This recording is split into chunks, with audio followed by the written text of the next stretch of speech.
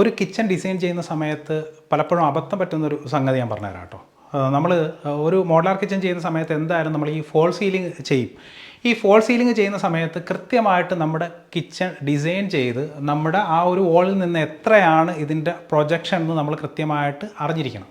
എന്നാൽ മാത്രമാണ് ഇതുപോലെ നമുക്ക് ടോപ്പിൽ പ്രൊഫൈൽ ലൈറ്റ്സ് കാര്യങ്ങൾ കൊടുക്കുന്ന സമയത്ത് ഈക്വലായിട്ട് നമുക്ക് കിട്ടുകയുള്ളൂ.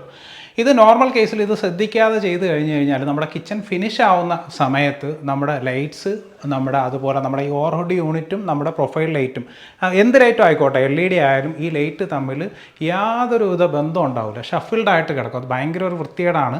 അപ്പോൾ കൃത്യമായിട്ട് തന്നെ ലൈറ്റ് പോയിന്റ് നമ്മൾ ആദ്യം മാർക്ക് ചെയ്യണം. ഇപ്പോൾ നോർമൽ കേസിൽ നമ്മുടെ ഈ ഒരു യൂണിറ്റ് ഇല്ലാത്ത സ്പേസിൽ നമ്മളൊരു 30 സെൻറ്റിമീറ്റർ ആണ് ഇവിടെ നമ്മുടെ പ്രൊഫൈലിന് വിട്ടിരിക്കുന്നത്.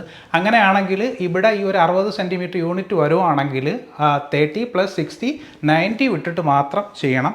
അപ്പോൾ അത് വളരെയേറെ ശ്രദ്ധിക്കേണ്ട ഒരു കാര്യമാണ്, അല്ലെങ്കിൽ ഭയങ്കര മോശമാവും. അതുപോലെ തന്നെ നമ്മുടെ ഈ ഫാൻ കിച്ചണിലേക്ക് സീലിംഗ് ഫാനാണ് സെറ്റ് ചെയ്യുന്നുണ്ടെങ്കിൽ കൃത്യമായിട്ട് നമ്മുടെ ലൈറ്റും സീലിംഗ് ഫാനും തമ്മിൽ ഒരു നിശ്ചിത ഡിസ്റ്റൻസ് കൊടുക്കണം. 120 ആണ് ഇതിൻ്റെ റേഡിയസ് എന്ന് പറയുന്നത്, അല്ലെങ്കിൽ ഇതിൻ്റെ ഒരു ഷെയ്ഡ്സ് ഒക്കെ വരാനായിട്ടുള്ള സാധ്യത ഉണ്ട്. അപ്പം ഇതിൻ്റെയൊക്കെ പൂർണ്ണമായിട്ടുള്ളൊരു വീഡിയോ നമ്മുടെ സുനീർ മീഡിയ എന്ന് പറഞ്ഞ യൂട്യൂബ് ചാനലിലുണ്ട്. അപ്പം കിച്ചൺ ചെയ്യുന്ന നിങ്ങളുടെ സുഹൃത്തുക്കൾക്ക് ഈ ഒരു വീഡിയോ ഇപ്പം തന്നെ ഷെയർ ചെയ്ത് കൊടുക്കുക, സേവ് ചെയ്ത് വെക്കുക. ഓക്കെ.